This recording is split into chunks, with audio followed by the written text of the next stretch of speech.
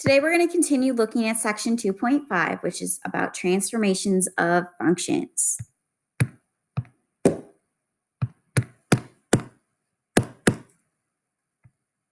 So we're going to use, once again, the vertical and horizontal shifts, but now we're going to add more onto these transformations. We're going to use reflections to graph the functions. We're going to be thinking about vertical and horizontal stretching and shrinking. And we're going to graph functions involving a sequence of all of these transformations together.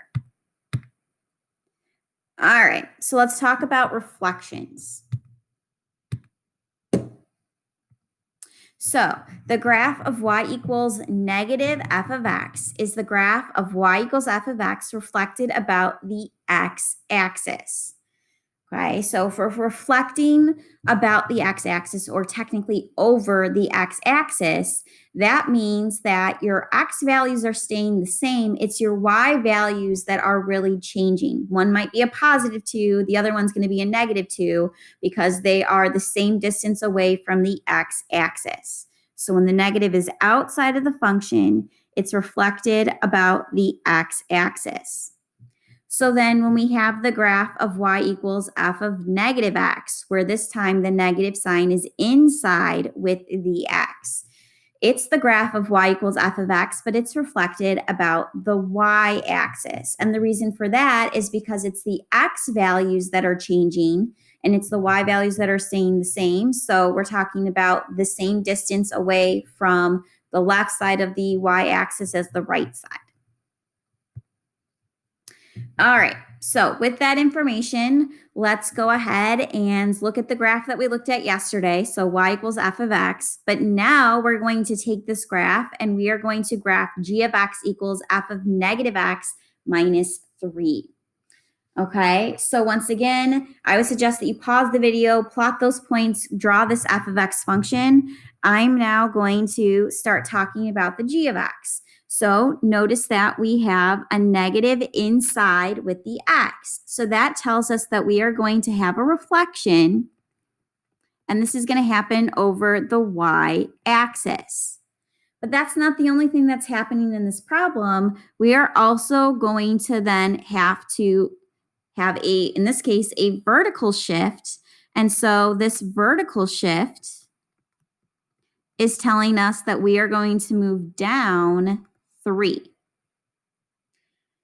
All right, so we are going to take care of the reflection over the y-axis first, and then we'll move down 3. So I'm going to start at the ordered pair negative 4, 0.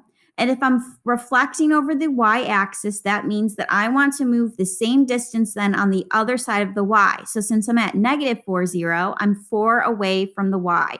So that means that on the right-hand side, I want to move 4. So that would technically take me to the 4, 0. So that's reflection. But then I want to move down 3. So then I move 1, 2, 3 down. So my original point of negative 4, 0 is now really down here at 4, negative 3. Now I'm up here at the point negative 2, 4. Well, negative 2 means I'm 2 away from the y. So that means on the right-hand side, I want to be 2 away from the y. But then I want to move down 1, 2, 3. So my point negative 2, 4 now moves to 2, 1. Taking the point 0, 0. Well, if it's on the y, I can't really reflect it any further, so it'll stay there. But then I'm going to move down 1, 2, 3. Then I'm going to take this point to negative 2. I'm going to see that it's 2 away from the y on the right. So now I need to move 2 away from the y on the left. And then I'm shifting down 1, 2, 3. And then finally, we've got the point 4, 0. So 4 away on the right means I need to move 4 away on the left. So that takes me to negative 4, 0. But then I'm shifting down 1, 2, 3. Okay, so now if I was to connect these points, notice that I've got my V over here, and then I've got my quadratic, or my U. So obviously draw that better than I did. And so this is my g of x function. Okay, so notice that it is a mirror image from the y-axis. Okay, so notice that my quadratic shape from the left has moved to the right. My V on the right has moved to the left, but then we've also moved down to do that vertical shift in. All right, so let's start doing this. Now, if I don't give you a graph, I'm going to have us start by making a table, and then we can talk about how we can use the table to then actually graph this new g of x function. Okay, so we've got my parent function right here. So f of x equals the absolute value of x. So I'm going to start my table. I could definitely write the absolute value of x. I'm just going to write f of x here, but it's the same thing. F of x equals the absolute value of x. So it doesn't matter how you decide to write that. But then because it's an absolute value, I know that I can have, negatives under or inside of it, 0 and positives. So absolute value of -2 is 2. Absolute value of -1 is 1. Absolute value of 0 is 0. Then we have 1. Then we have 2. Okay, so there's my parent function. I'm going to graph it on my graph, and I'm going to label it. So we've got -2, 2, -1, 1, 0, 0, 1, 1, 2, 2. So I'm going to connect those, put my arrows, and label it. So there's f of x. All right, so now we're dealing with 3 different things in my g of x function. I see that I've got this negative outside. I'm dealing with a number that's inside, and I'm dealing with a number that is outside. So that's why we're going to have 3 different transformations. And so that's why I think laying it out in a table is probably then going to help us, and it's going to be easier than just trying to do it all in your head. Okay. And then, like I said, that way it's going to help me see your thought process when I actually have to, grade a quiz or a test. All right. So what we're going to do is we're going to start with the reflection. Okay. So the negative on the outside is telling us that we are going to reflect over the x-axis. Okay. And so if we're reflecting over the x-axis, that means that it's the y values that are going to be changing. So that's the first thing that I am going to be dealing with. I am going to do the reflection of this f of x. So essentially, I'm going to be multiplying all of my f of x column by -1. So 2 times -1 is -2. 1 times -1 is -1. 0 times -1 is 0. 1 times -1 is -1. 2 times -1 is -2. Okay, so there's my reflection. Now I'm going to go back and I'm going to look at my horizontal and vertical shifts. The fact that there's a -1 inside of the absolute value tells us that I want to shift 1 to the right. Okay, so that means that that's going to affect the x values. So that means that I want to take the x column and I'm going to add 1 onto it. So the x column was the very first column. I'm going to add 1. So -2 plus 1 is -1. -1 plus 1 is 0. 0 plus 1 is 1. 1 plus 1 is 2. 2 plus 1 is 3. All right. Last thing I have to talk about is the vertical shift. Because it is outside, vertical tells us that we are going to move 3 up. But now I want to deal with the reflection column. Okay, so I'm taking that reflective column and I'm going to add 3 onto that to get the y values. So I want to take -2 plus 3 and get +1. -1 plus 3 and get 2. 0 plus 3 is 3. -1 plus 3 is 2. -2 plus 3 is 1.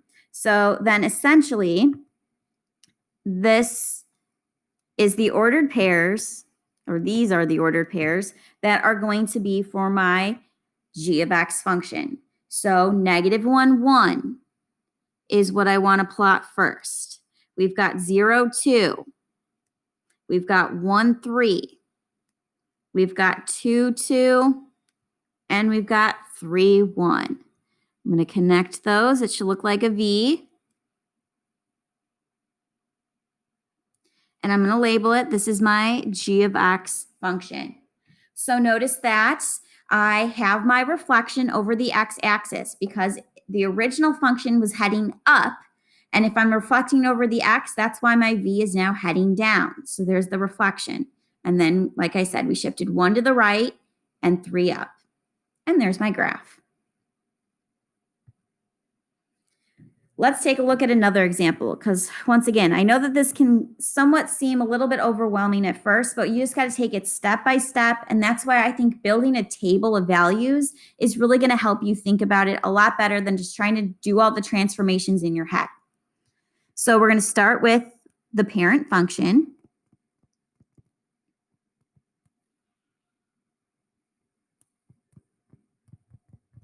Okay, so I'm going to create a table of values. So we've got x values we have to come up with to then give us our f of x function. So notice that we are dealing with a cubed root, which means that we can have negative numbers, we can have 0, we can have positive numbers. Now, this is where we want to kind of think, if I'm plugging numbers in, I want them to be perfect cubes. So normally we've always done like -2, -1, 0, 1, and 2. Well, you can't take a cube of -2 because I can't find 3 of the same number to get -2. However, that's kind of then us working backwards. Like that could be our y value. I could find a number that eventually will land me with -2. Same thing with -1, 0, 1, and 2. So essentially, if I then take this and cube them, well, -2 cubed would give me -8. And that's why if I plugged -8 underneath the cubed root, I would get -2. If I take -1 and cube that, I get -1. Cube 0, I get 0. Cube 1, I get 1. Cube 2, I get 8. So in this case, it was kind of like working backwards in order to get the x values. I didn't want to use -2, like I said, because I couldn't find the same number that multiplied by itself 3 times to get that. But these are the points that I want to plot.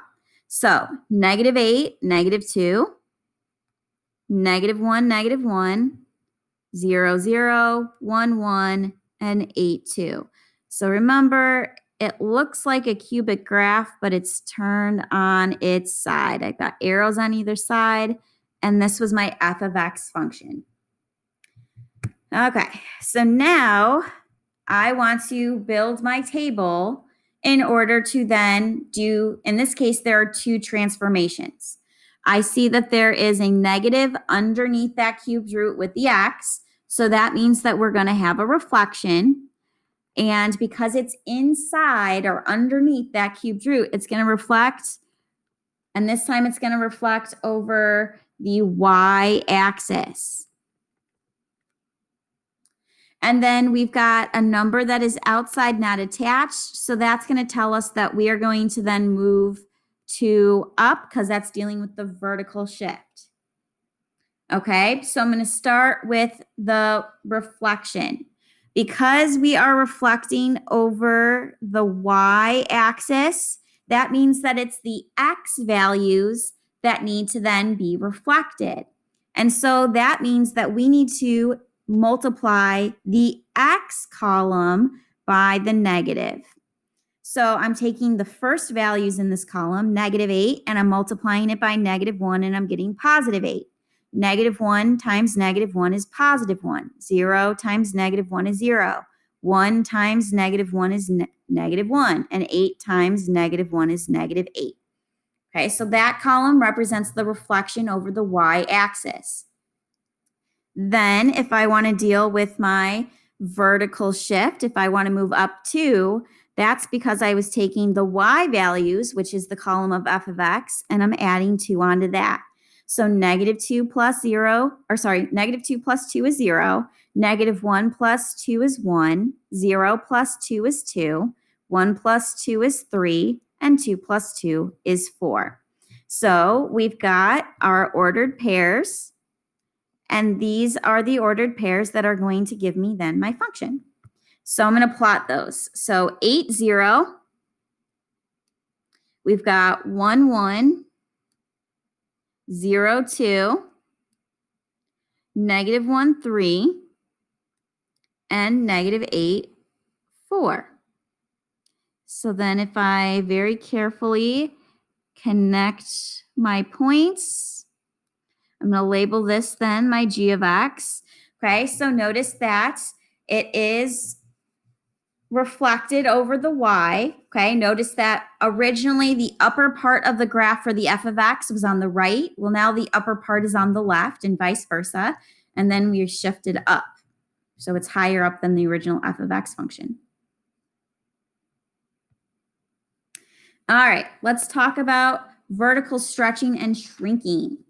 So let f be a function and c be a positive real number. If c is greater than 1, then when it's multiplied outside by the function, it is going to be stretching vertically. And so that means that you're multiplying each of the y coordinates by c.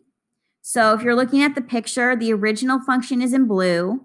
Notice how I'm stretching and making that graph taller and lower, so up higher and down lower, because we're talking vertical stretch here. And that's my new purple function. So that's when c is greater than 1 and it's being multiplied by the function. When we have a number that is between 0 and 1, so some kind of fraction between 0 and 1, if that is being multiplied by the function f of x, well then that is dealing with a vertical, but it's a shrinking. We're shrinking it. And so it's going to then look like this picture right here, where once again, my original function is the blue, the purple is my new function. So notice how it's shrunk. It's closer to that x-axis. Okay, notice how there's no negatives for c, because then that would represent a reflection. So that's why we're only talking about positive numbers here. So then if I'm talking horizontal stretch and shrinking, let f be a function and c be a positive real number. If c is greater than 1, but it's being multiplied inside with the x, well, then that's a horizontal shrinking. Okay, so it's shrunk each of the x coordinates because we're dividing by c. Because remember, anytime you have something inside with the x, notice that in the past, when we added on inside, then we moved to the left. If we subtracted on the inside, then we moved to the right. Well, here, because c is being multiplied, we have to think the opposite. Opposite of multiplying is dividing. So then, once again, if c is in between 0 and 1 and you're multiplying inside with the x, then it's a horizontal stretch. And once again, you're thinking about dividing each of the x coordinates by c.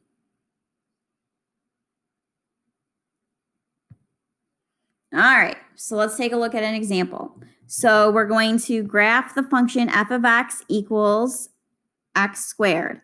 So once again, here's my parent function. So I can very easily start a table of values here. Because it is a squared term, remember that should be a u. And so I can square negatives, I can square 0, I can square positives. Negative 2 squared is 4, negative 1 squared is 1, 0 squared is 0, 1 squared is 1, 2 squared is 4. So I'm going to plot these points and connect them. And then I'll label my graph.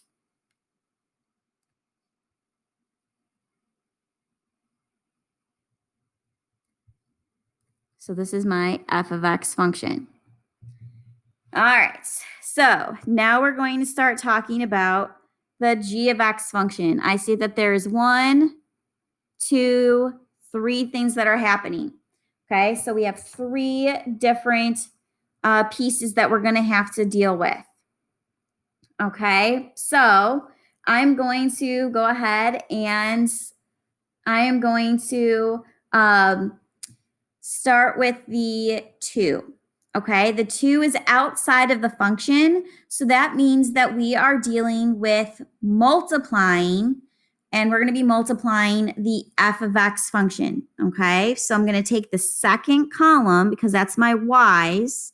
Anytime it's outside, you're dealing with the y's. I'm going to then double the f of x function. So 4 times 2 is 8, 1 times 2 is 2, 0 times 2 is 0, 1 times 2 is 2, 4 times 2 is 8. Okay, so that takes care of, in this case, our vertical stretch. Okay, now I'm dealing with the fact that x minus 1 is in parentheses. So that means we are going to want to move 1 to the right because I do the opposite of what I see inside of the parentheses.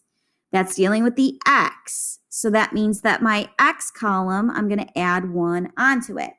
So -2 plus 1 is -1. -1 plus 1 is 0. 0 plus 1 is 1. 1 plus 1 is 2. 2 plus 1 is 3. And then finally, we want to then take our 3, because it's outside and it's being added. That means we're going to move 3 up. And we want to move it up from our latest y function, which is this 2f of x function. I'm going to take that third column here, and I'm adding 3 onto it. So 8 plus 3 is 11, 2 plus 3 is 5, 0 plus 3 is 3, 2 plus 3 is 5, 8 plus 3 is 11. All right, so now I'm going to plot these points. It's going to be the ordered pair -1, 11, 0, 5, 1, 3, 2, 5, 3, 11. So those are my ordered pairs for the g of x function. So -1, 11, 0, 5, 1, 3, 2, 5, and 3, 11. So then notice when I connect that, I still got my u. I'm going to label that my g of x. Okay, notice how, because we were stretching, notice that from the vertex of this, which is at the ordered pair of 1, 3, notice that it is a little bit higher up to get to the next pair of ordered pairs than it was with my original f of x. I only had to go up 1 to get to my next points for the f of x, but I had to go up 2 to get to the next points for my g of x. So there's that vertical stretch. And then once again, we moved 1 to the right and 3 up. So that's why it's higher up on my graph. All right, let's take a look at another example. So we are going to be graphing the parent function. F of x equals the square root of x. So parent function right here. Notice that because we're dealing with a radical and it's a square root, I'm going to be thinking about the numbers that I can put under square root and get real numbers. So 0 would be the first number, 1 is a perfect square, 4 is a perfect square, 9 is a perfect square. So I can take the square root of 0 to get 0, square root of 1 is 1, square root of 4 is 2, square root of 9 is 3. So those are the points I'm going to plot. So we've got 0, 0, we've got 1, 1, we've got 1, 2, 3, 4, 1, 2. And we've got 9, 1, 2, 3, 4, 5, 6, 7, 8, 9. And then 1, 2, 3 up here. So starting at that point 0, 0, I'm heading up and to the right. Here's my f of x function. All right. So now that I've got that taken care of, we've got 1, 2, 3 things. Well, technically, we have 4 things because there's a negative. So we've got a reflection as well as dealing with our, in this case, a vertical shrink or we're shrinking it. Okay. However, because we've got the negative with it, we can honestly put the reflection and that 1/2 together. Okay. So because that is outside of the square root, that means that it's dealing with the y values. So like I said, I'm going to do the reflection and the 1/2 together. And so I'm going to multiply the f of x column by this -1/2. So 0 times -1/2 is 0. 1 times -1/2 is -1/2. 2 times negative a half is negative 1. 3 times negative a half is negative 3 halves, or you can think of it as negative 1 1/2. Okay, so that is actually taking care of our reflection, and it's taking care of a vertical shrink. Now I can go to my two other things. Because it says +1 underneath the radical, we think the opposite, and we are going to move 1 to the left. So that means that my x column, I want to subtract 1 from them. 0 minus 1 is negative 1. 1 minus 1 is 0. 4 minus 1 is 3. 9 minus 1 is 8. And then, because we're dealing with a negative 1 outside of that square root, that means we want to move down 1 because I keep the sign. So I go to my most recent y function, which is this negative 1/2 f of x, but now I want to subtract 1 from that. So in this middle column, 0 minus 1 is negative 1. Negative a half minus 1 is negative 1 1/2. Negative 1 minus 1 is negative 2. Negative 1 1/2 minus 1 is negative 2 1/2. So these are my ordered pairs that I'm going to be plotting to get me my g of x function. So negative 1, negative 1. We want 0, negative 1 1/2. We want 3, and then we want to go down 2. And then I want to go over to 8. And then I want to go down 2 1/2. So then from that point, now I'm connecting, and I'm still going to the right. Here's my g of x function. So notice that we do have a reflection, and it takes us a shorter amount of time to get to the points than it did in the original f of x function. Okay, so I would suggest that you pause the video, graph your parent function, create a table to help you then with the transformations here. Okay, so a lot of stuff going on. Notice that we are dealing with a y, or not a y, but a v, because we're dealing with absolute values. Okay, so you should have plotted the ordered pair for your g of x function to be negative 1, negative 10, 0, negative 7, 1, negative 4, 2, negative 1. I went from negative 3 to positive 3 for some reason. You could have just gone from negative 2 to positive 2. What did I say? 3, negative 4, 4, negative 7, 5, negative 10. All right, so quite a few objectives, a lot of information here. Please reach out to me if you have any questions. Make sure you're doing the homework on graph paper. I would highly suggest that you are showing your work with a table. And like I mentioned, let me know if you have any questions.